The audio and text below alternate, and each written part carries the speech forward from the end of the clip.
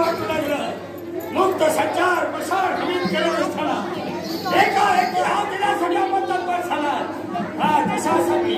या सर्वस्वाला कारणीभूत तू आहे. या सर्वस्वाला कारणीभूत मी आहे. तो कसा? हे ज्योतिंद्रा, तुमच्यावर दिलेली जबाबदारी परिपूर्ण दुसरी जबाबदारी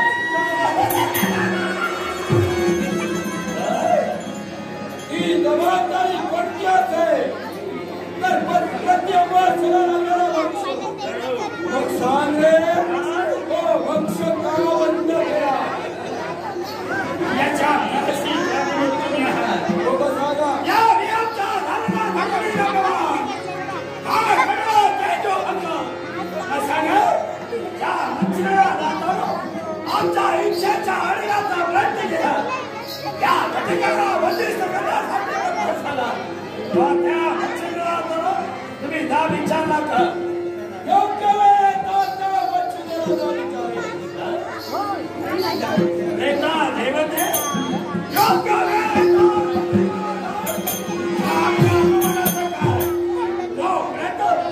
या मंत्र्याला शासन होत नाही. पर्यंत तुम्हाला हंसाला आहे. अरे अपमानी जीवन बघायला करून देवतेचा वंश बंद केला. मग आजपासून तुझी अपुरी इच्छा पूर्ण करण्यासाठी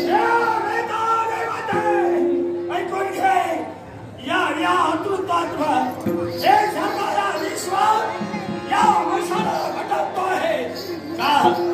राजाची इच्छा पुरी राहिली आणि ती इच्छा पूर्ण व्हावी म्हणून आठोपाठ मी प्रयत्न करतो आहे. पण नाही, आज अजूनही पूर्ण इच्छा राहिलेली नाही. स्त्री सुखापासून वंचित राहिलेला हा प्रतिज्ञा त्या शिवनयनेच्या सौंदर्याने घडलो. तिच्या हृदयात मी प्रवेश केला. माझी इच्छा केव्हा पूर्ण होणार? चिंता करू नकोस. हे ज्योतिंद्रा, अरे अतुत्ता तुम्हाला इच्छा पुरी राहिली. स्त्री सुखापासून वंचित झाला म्हणूनच शिवरायांच्या देहात प्रवेश केला. पण ती सुद्धा इच्छा पुरी वंचितल्यामुळे राहिली. मग ती इच्छा परिपूर्ण करण्याची वेळ यावेळी स्वामी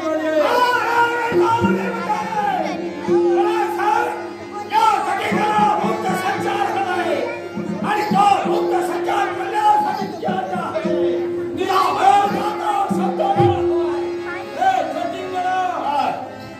तुझी इच्छा परिपूर्ण करण्यासाठी आजपासून मुक्त संचार सुरू करा.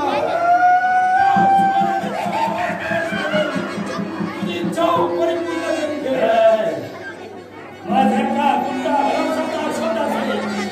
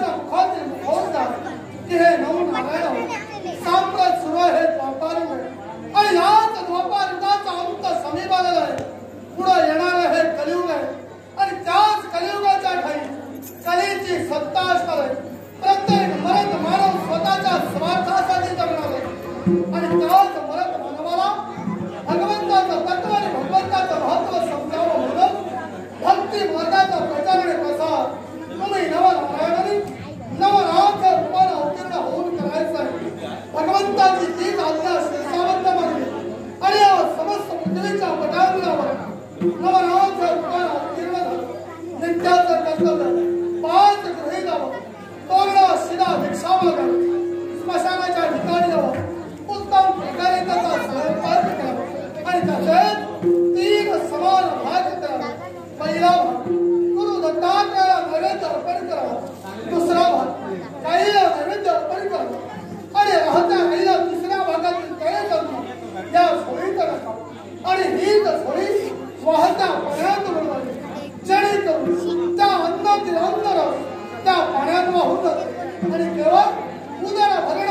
घेऊन ते अन्नाने ग्रहण करीत आहोत त्याला कारण काय असते आमच्या गुरुचा गुरुपदेश हे मानवी जीवनाला एखाद्या गोष्टीच्या आसक्ती लागली असेल तर माणूस सातत्याने त्या गोष्टीच्या मागे पळत राहतो आणि म्हणून ज्यानं स्वतःच्या जिभेवर ताबा मिळवला त्याने अखिल विश्वावर ताबा मिळवला तेच गुरुपदेश आज विधितून अमृत प्रमाणाने कर्तव्य करीत आहोत नित्याचं कर्तव्य या गावात आमचा प्रवेश झालेला आहे समोर दिसणाऱ्या अडून प्रांताला मला प्रवेश करायचा नाही पण मार्गात रिक्षाही मला मागायचे हे मनुष्य जन आहोत हा नाथ तुमच्या दारी आलाय या नाथाला रिक्षा मारा पण ती कशा स्वरूपानं तुमचे दुःख तुमचे कष्ट तुमच्या व्यथा भिक्षेच्या स्वरूपानं या नाथाच्या झोळीत टाकतात आणि याचा परतावा गुरु दत्तात्रेयाच्या आशीर्वादानं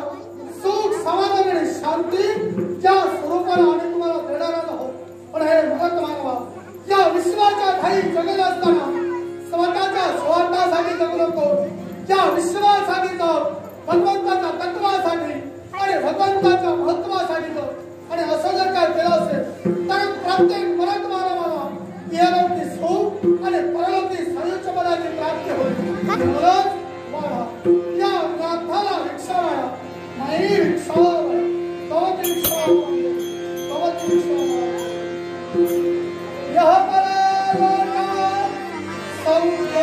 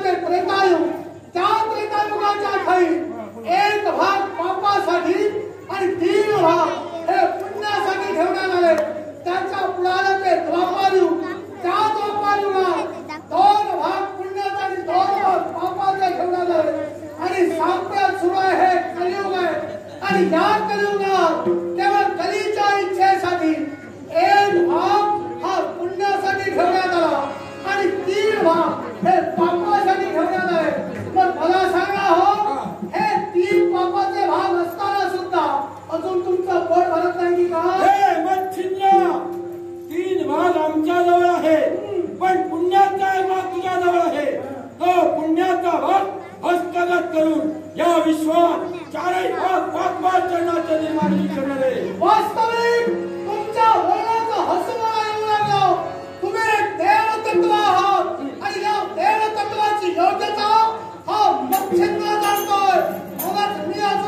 जागा सोडलेली नाही हे वेतानवते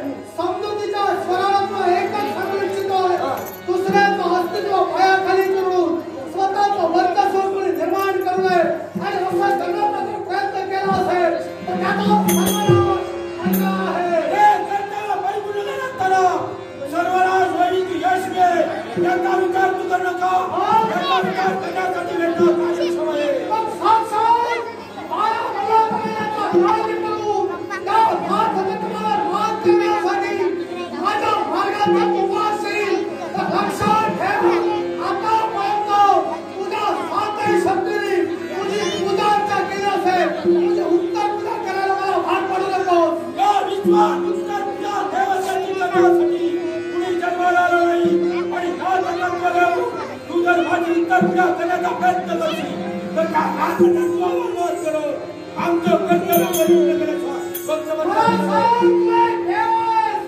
मग ठेवावं आणि सत्याच्या बाजूला धर्माच्या बाजूला राहावं मग आज जर भेदभाव देव अधर्माचा पुरस्कार होत असेल आणि नाथ तत्वावर घात करण्यासाठी आला असेल तर त्याच्या तत्वावर घात हा मच्छिंद्र केल्याशिवाय या माझ्या तत्वावर कोणत्या प्रकारे करणार आहे मी सुद्धा पाहणार आहे मग साक्षात कलिदेवाच्या आज्ञेनं तू या मृत्यूलोकात वास्तव्य करतोय आणि हे वास्तव्य करत असताना नाम जर तुझ्या माझ्या विश्वाला त्रास होत असेल तर मच्छिंद्र ते कधी सहन करणार नाही विश्वाचा विचार मी करत नाही अरे विश्वाचा विचार करायला या विश्वाला वेता देवतेचा विचार करायला हवा जर का हे विश्व या विश्वलयाला गेलं तर माझं कर्तव्य मला भेटतंय अरे जा एका पुण्याच्या भागावर मी पुण्य संचय करतोय आणि तो केलेला पुण्य संचय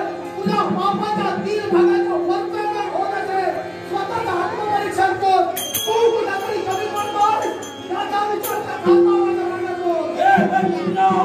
आत्मपरीक्षण करण्याची गरज नाही मग तो पुण्याचा भाग पापाचे नाव कमी करी त्याच वेळी मागाशी सुधारी म्हणजे साक्षात या राजतत्वावर मात करण्यासाठी मग लक्षात ठेव नाथावर मात करणारी शक्ती अजून या विश्वात जन्माला आलेली नाही आणि त्याला करायची जर आली असेल तर भस्माला त्याचा भस्मसात केल्याशिवाय मच्छिंद्र शांत राहणार नाही मग माझा कर्तव्य परिपूर्ण करत असताना कोणत्या प्रकारे भस्माचा चमत्कार दाखवून स्वतःचा पुण्य संचय करतोय हे विश्वा पाहणार आहे साक्षात एक देवता जर अधोगती करत असेल तर त्या तुझ्या अविवेकपणाला विवेकाचा पायबंद हा मच्छिंद्र घातल्याशिवाय कोणत्या प्रकारे पालन केलं जाते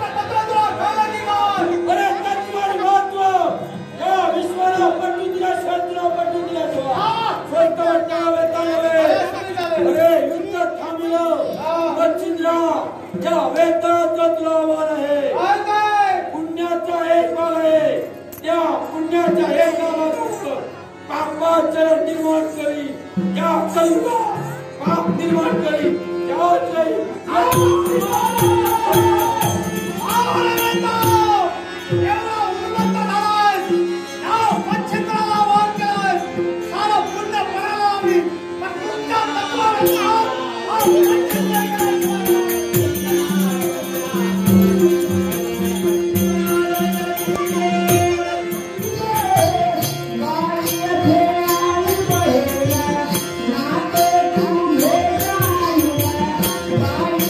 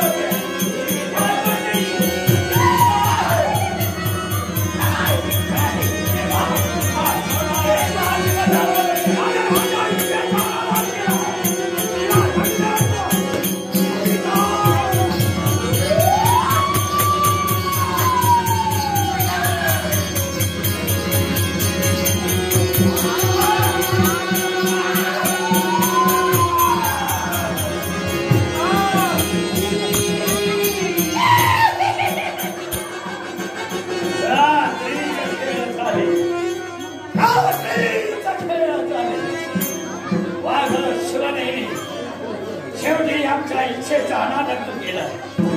आता सगळं पालन केला. तर या या सुंदर स्त्रीच्या सौंदर्यावर हात त्या सुंदर स्त्रीनं जर आमची इच्छा पूर्ण करत सगळ्याचा अधिकार नाही.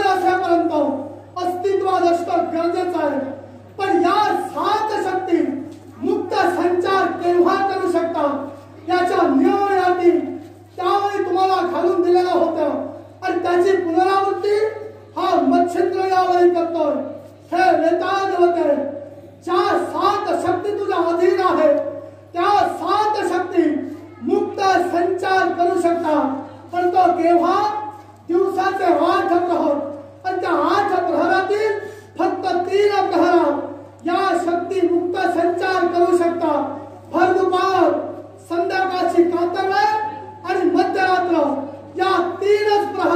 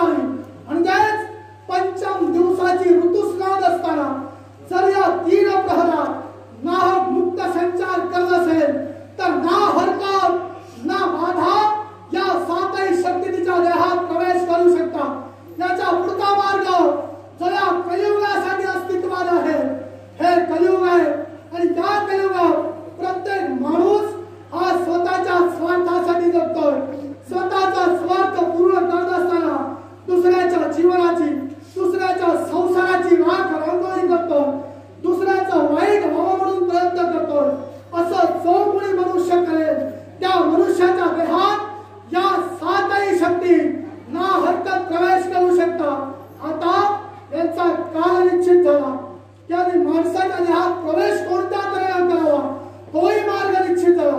आता यांची जागा निश्चित होणं गरजेचं आहे। हे वेताळ होते प्रत्येक गावागावाच्या ठिकाणी स्मशानभूमी उभारली गेली आहे आणि त्या स्मशानभूमीच्या ठिकाणी या खोटिंगाचं वास्तव्य असणार आहे।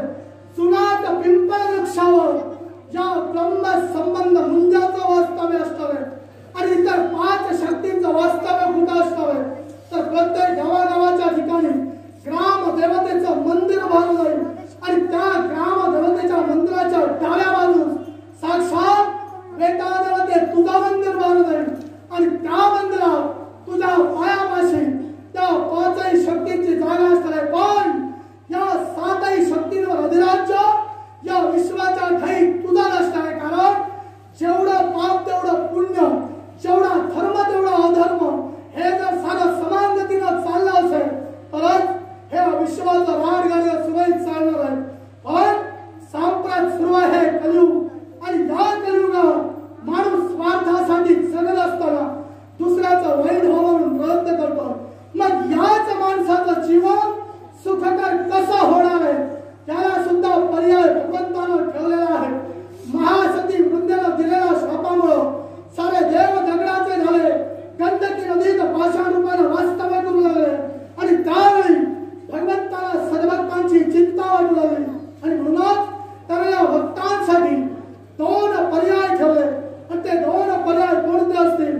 ज्या 33 कोट देवता आहेत त्या 3 ठिकाणी समसमान विभागल्या गेल्या। 11 कोटी स्वर्गात, 11 कोटी अंतरिक्षात आणि 11 कोटी पाषाणात। ज्या 11 कोटी देवता अंतरिक्षात वास्तव्य करत आहेत, जो मनुष्य अंतर्बाह्य सुचिरभूत निर्व्यसनी असेल त्याच्याच देहात त्या शक्ती प्रवेश करतील ज्याला शिवकळा म्हटली जाते। पण हीच शिवकळा अनंत काळाची नव्हे, काही क्षणाची असणार आहे। पण याच शिवकळेचा उपयोग काही जण स्वतःचं पोट भरण्यासाठी करतात आणि याच्यामुळं या शिवकळेचा दुरुपयोग होतो आणि हे भगवंतानं त्याच वेळी जाणलेलं होतं आणि म्हणूनच त्याने या विश्वाच्या खाली दुसरा सतेज पर्याय ठेवला आणि तो दुसरा पर्याय कोणता असेल? प्रत्येक गावागावाच्या ठिकाणी ग्रामदेवतेचं मंदिर उभारलं गेलं आणि त्या ग्रामदेवतेच्या मंदिरात ग्रामदेवतेच्या पाषाणाची प्रतिष्ठापना करण्यात आली। मग सद्भक्त आपलं घराणं घेऊन, आपले कृष्ण घेऊन त्या मंदिरापर्यंत जातील। त्याच पाषाणात वास्तव्य करणाऱ्या देवतेला प्रसाद म्हणजे कौल लावले जातील। डाव्या उजव्या कौलानं पाषाणात 4 कोटी देवता वास्तव्य करत आहेत। त्याच देवता भक्तांच्या संकटाचं दुःखाचं निवारण करणार आहे। फक्त मरत मानवाला करायला काय हवं? त्या परमेश्वरावर विश्वास, त्या परमेश्वरावर श्रद्धा आणि निस्सीम प्रेम ठेवायला। कारण संकट समय सुद्धा तो देव आपल्याला न मागता एवढं देतो की अंती आपल्याला मागायला सुद्धा काही उरत नाही। पण या समाजाचा जर विचार केला असेल तर या समाजात अंधश्रद्धा फोफावू लागलेले कित्येक भगत, कित्येक मांत्रिक स्वतःचं पोट भरण्यासाठी दुसऱ्याच्या संसाराची राखणावी करतात। वाचास्तंभन, बुद्धिस्तंभन, मूढमाने, चेतू, फानामती, करणी, कर्तृत्व यासारखे प्रकार या समाजात वावरताना दिसत आहेत। अरे ज्याला माणसाला सुख मिळतच मिळतं पण ते सुख क्षणाचं असतं। अनंत काळाचं सुख जर का मिळायचं असेल तर परमेश्वर नावाशिवाय दुसरा पर्याय विश्वास नाही। देवावरील श्रद्धा ही माणसाची नेहमी डोळस असावी, कधी अंधारी असू नये आणि त्या अंधश्रद्धेच्या आहारी कुणी जाऊ नये एवढंच या मच्छिंद्राचं या समस्त मरत मानवाला सांगणे। आणि एकच आहे या विश्वाच्या ठाई जो कोणी दुसऱ्याचं वाईट व्हावं म्हणून प्रयत्न करतोय, दुसऱ्याचं अनहित व्हावं म्हणून प्रयत्न करतोय, त्याच्या मातीये नाथ करतो। आणि जो कोणी देवाच्या नावासाठी आणि देवाच्या तत्वासाठी जगतोय त्याच्या